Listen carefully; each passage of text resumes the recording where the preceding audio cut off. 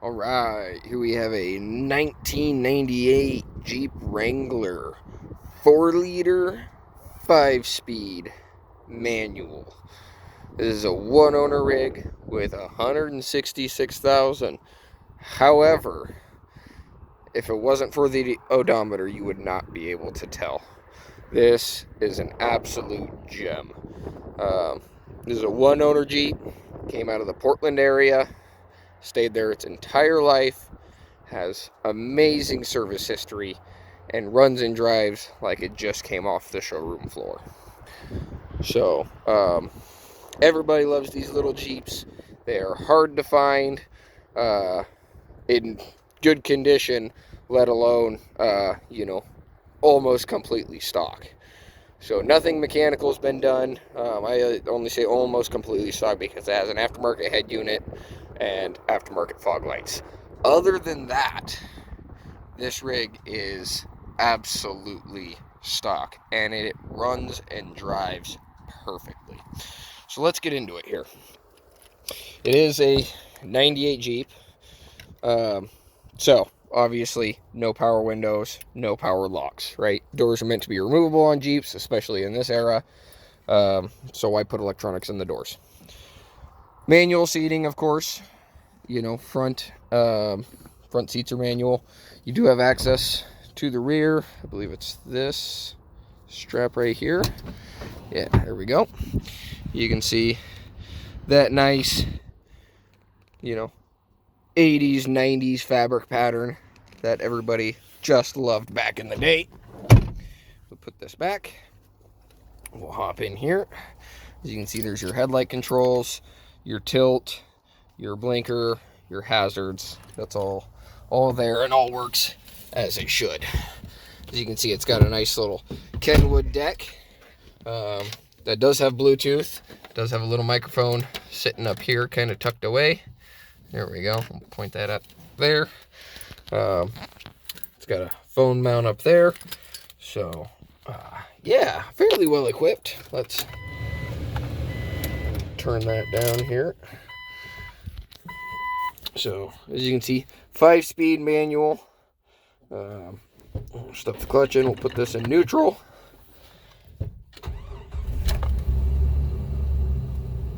And this thing fires up beautifully. I am rolling a little bit, so I'm going to rip the e-brake there.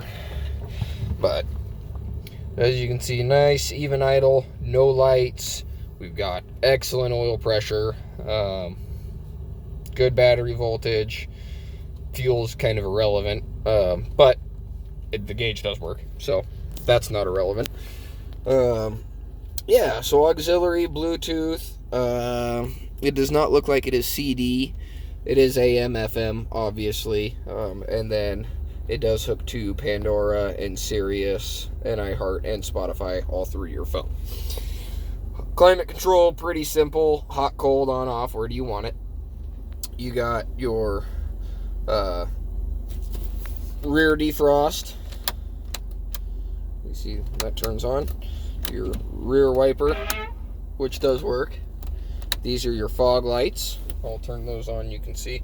I'll turn the headlights on here. See, that turns green, so that means your fog lights are on. You got a nice outlet there. Cigarette tray for there, because everybody smoked back in the day. If you didn't, you weren't cool. You got a nice little tray above the gear shift there. This is your 4-wheel drive selector, so 2 high, 4 high. We're already stopped in neutral, so we can come over, back. There's neutral. And then we come back a little bit more. There it is. And there's 4 low. Back to neutral.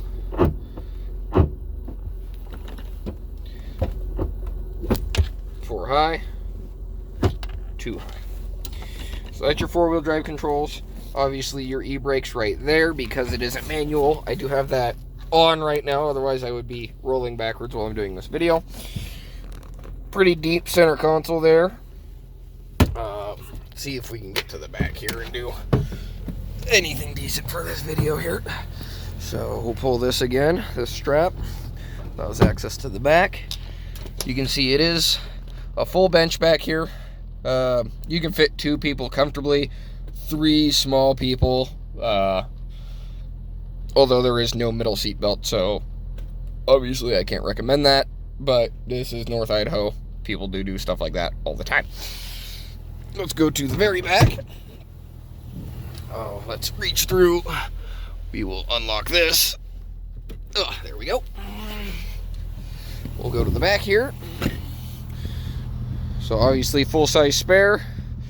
This opens up here. A little bit of a pine needle there, and then this opens. Somebody did build a shelf for back here. Let's see, there we go. So somebody did put a nice little shelf back here, and they did carpet it. I don't believe this was a factory option for this shelf, but whoever did put it in did a really good job. So, and then this guy, there should be a lever, although I cannot remember where. This back seat does fold forward and down, but I cannot seem to find the lever for the life of me. This does fold up, so you get your room back if you need it. And then when it is down, it does lock. You can see there's a pin there, and that's locked. Then you come over to this side, and those are spring loaded. So you just gotta push it down, and it locks in. And this tray can't come up after that. So it locks it in place, and then you don't have to worry about it bouncing around or anything like that. Obviously the glass gets closed first, and then the door seals up against the glass, like so. Go to the other side here.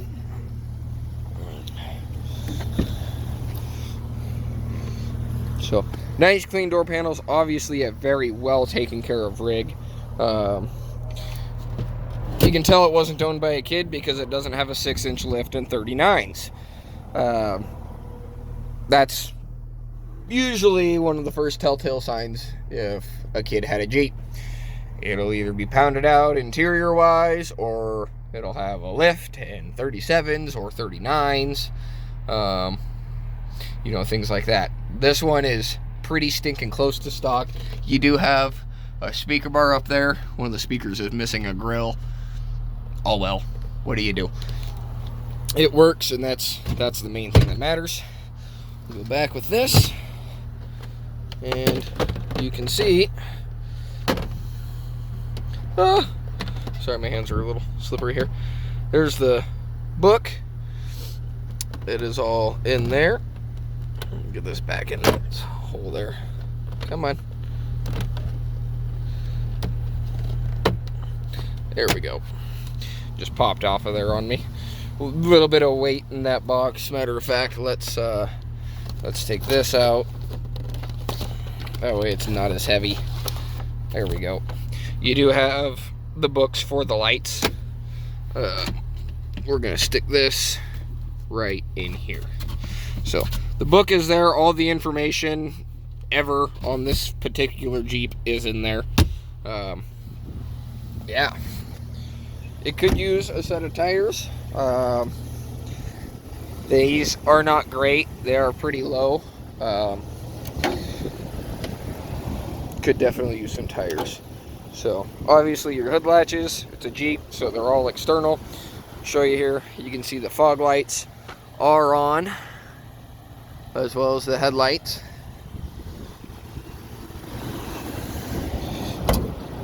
Let's see, this is forward towards me. Close-up shot here. There we go. All right. 4-liter V6, or sorry, not V6, inline 6. Fuel injected. Nice and quiet. So, this is probably, in my opinion, the best motor that Chrysler ever produced, and it was probably their biggest mistake when they stopped manufacturing it and putting it in vehicles. So, the 4-liter is very, very well known for its reliability. And that's why people love these Jeeps, because they'll just take the 4-liter and they won't even do anything to them. They'll just put a lift and wheels and tires, maybe some different gears in the back, and they will just go. So under here you can see there is absolutely zero rust. This is a 100% rust-free, Oregon-owned Jeep. And let me tell you, this thing runs and drives as good as it looks. It is absolutely beautiful. Probably one of my favorite body style Jeeps as well. And the 4-liter is just impossible to beat. You pair that with the 5-speed, and you're gonna have a good time. This Jeep is a lot of fun to drive, and yeah, obviously it's been very well taken care of. 166,000 miles sounds like a lot, but when you look at other Jeeps with this motor and this configuration, they easily got 300,000, 400,000, 500,000 on them. So that's what I have for you on this 1998 Jeep Wrangler 4-liter 5-speed, 1 owner, perfect maintenance, 100% rust-free. So come see us up here in Athol, Idaho. Give our website a visit at www.familymotorcoidaho.com.